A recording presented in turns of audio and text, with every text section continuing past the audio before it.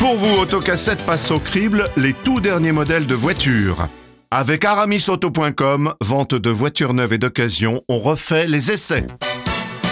Bonjour à tous, bienvenue sur Autocassette pour notre rendez-vous consacré aux essais produits. On refait les essais avec Mélina Priam, Autojournal, Jean-Michel Normand, Le Monde, Cédric Fréhour, POA et Les Échos, et Nicolas Bernard, Autoplus. Nicolas, une séquence pick-up. Est-ce que c'est un effet de mode? On voit fleurir à nouveau toute une série de nouveautés dans ce segment. Pourquoi? Ouais, ça c'est incroyable. Alors, il y a deux choses. D'abord, ils sont un peu portés par cette mode des SUV, c'est-à-dire que ces gros véhicules-là font de moins en moins peur parce qu'il y en a de plus en plus dans les rues. Alors là, c'est vraiment la version extrême du SUV, hein, mais on commence à être un peu plus habitué. Et puis, il y a une fiscalité qui est quand même très avantageuse depuis longtemps. Les pick-up, je crois que de mémoire, c'est plus 85% dans les 10 dernières années. Hein. Donc, ça vraiment, ça augmente. Après, Renault, qui est notre gros constructeur national, n'a pas pris un risque énorme en investissant dans cette catégorie, puisque, on le sait, ils sont associés à Nissan, au sein de l'alliance Renault-Nissan, donc ils avaient déjà un véhicule sous la main, le Nissan Navara, ils l'ont rebadgé à l'avant, ils ont mis un beau losange, une face avant qui rappelle vraiment bien les Renault actuels, donc on peut tout de suite identifier que c'est une Renault. À l'arrière, on peut tout de suite identifier que c'est un Navara, à l'intérieur aussi. Donc c'était pas un énorme pari pour Renault, qui tente sa chance à moindre frais sur ce segment. Ça marchait bien, ça marche pas, c'est pas très grave. Avec un moteur d'utilitaire, un moteur de master, et l'affaire est entendue. Exactement. Ouais.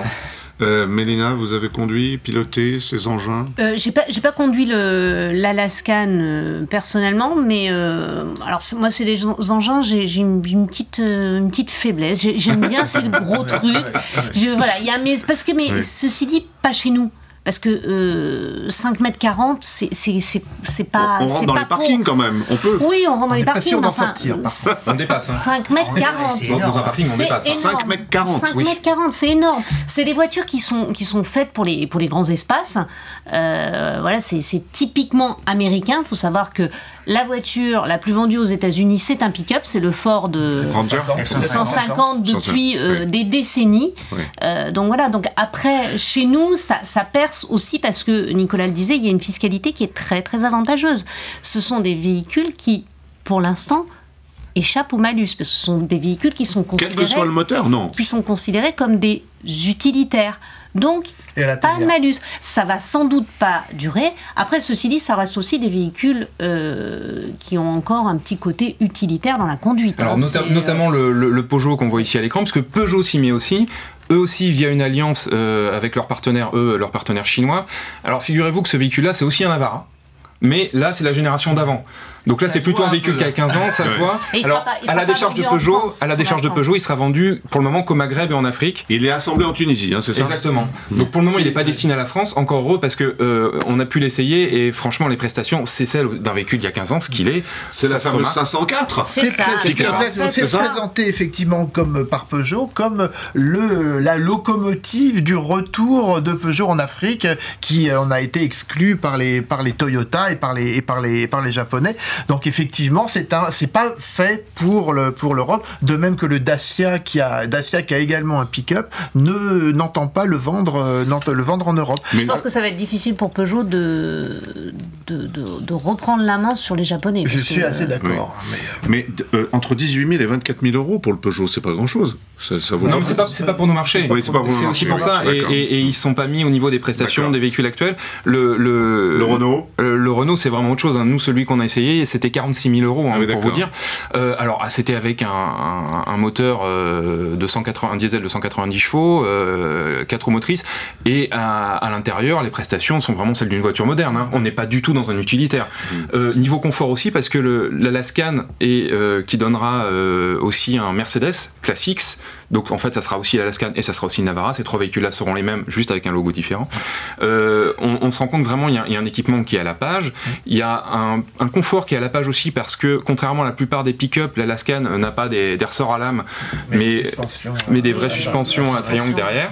Et puis le seul petit défaut en revanche, c'est qu'ils ont essayé de moderniser, alors que la plupart des pick-up japonais ont souvent des boîtes CVT, vous savez, c'est un peu un variateur, ça fait un peu comme un scooter, ça mouline, mais finalement ça va bien avec ces gros moteurs d'utilitaire et ces énormes voitures.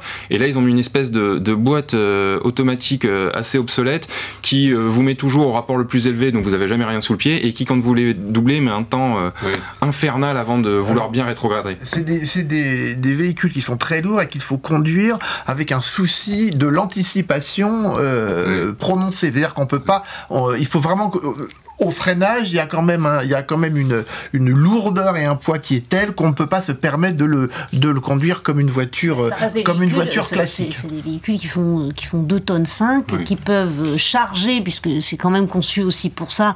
Dans le cas de l'Alaskan, je crois que ça peut se charger jusqu'à 1 tonne, ça peut tracter jusqu'à 3,5 tonnes. Au départ, c'est prévu pour être des véhicules de travail. Cédric, est-ce qu'il y en a un qui vous plaît là sur les trois? Le Mercedes. Oui. Ça vous m'étonnez. Non mais moi je suis assez frappé en fait de voir tout à coup le succès qui est boosté artificiellement par une fiscalité avantageuse, en tout cas en France. La France c'est un pays qui est quand même très dense, où en dehors des villes il y a des autoroutes, mais il y a des petites départementales. Enfin c'est pas des interstates américaines très très grandes où là on a effectivement envie de rouler comme ça avec le volant gentiment. En France, il y a aussi des champs, et pour l'avoir essayé en version tout-terrain, là, on n'est pas dans un 3008 ou dans un Tiguan. Hein. Là, c'est un vrai véhicule tout-terrain. Vous pouvez aller dans les champs comme vous voyez à l'image. Vous parlez de l'Alaskan. Hein. Oui.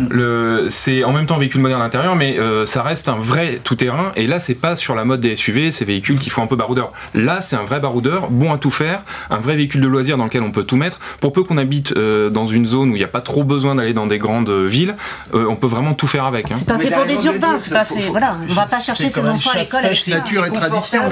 Et ça rend vachement service. Pour quelqu'un qui effectivement vit à la montagne ou aime le cheval, ou enfin bref, il charge tout. Et il est confortable à l'intérieur. Et au-delà de ça, Jean-Michel, on va pas revivre le snobisme du début des 4x4 dans les années 80. Il y a un petit peu de ça. Il y a un petit peu je me balade en ville quand même. Un sentiment de retour aux sources du vrai 4x4. Et il y a effectivement en ville, il faut avoir envie. Heureusement sur le Renault, je pense que sur les autres c'est le cas. Il y a une caméra à l'arrière qui aide énormément pour les créneaux, parce que c'est quand même pas simple. Pour les créneaux, pour la visibilité, parce que c'est quand même aussi un véhicule qui est beaucoup plus haut. Enfin, moi, il me faut presque un escabeau pour monter dedans.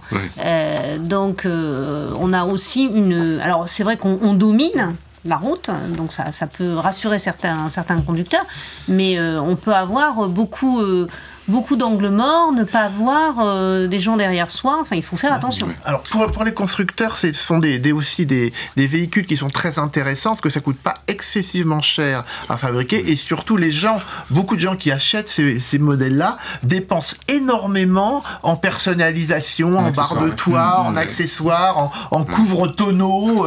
Donc c'est une très très bonne affaire pour les constructeurs. Voilà, c'était Renault Alaskan, Mercedes Classe X. Et alors le Peugeot, il n'a pas de nom, c'est un Peugeot. Peugeot Pick-up, c'est son nom. Voilà, Peugeot Pick-up, c'est son nom, mais vous ne le trouverez pas en France. Hein. Merci. Pour vous, Autocassette passe au crible les tout derniers modèles de voitures. Avec aramisauto.com, vente de voitures neuves et d'occasion, on refait les essais.